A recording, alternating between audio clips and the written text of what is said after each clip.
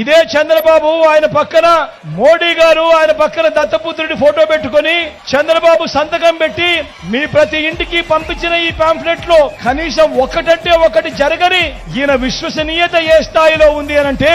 ఈ రోజు ఈ పెద్ద మనిషి చంద్రబాబు నాయుడు గారు మేనిఫెస్టో అంటూ డిక్లేర్ చేశాడు. డిక్లేర్ చేస్తే ఏమైందో తెలుసా?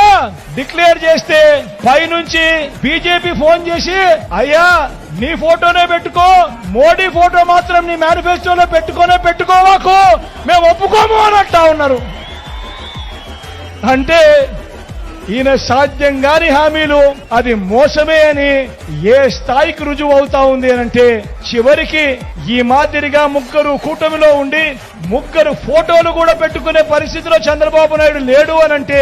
ఒక్కసారి గమనించండి ఆయన ప్రజలను ఏ స్థాయిలో మోసం చేయడానికి కోసం పరితెగించాడో ఒక్కసారి గమనించమని కోరుతూ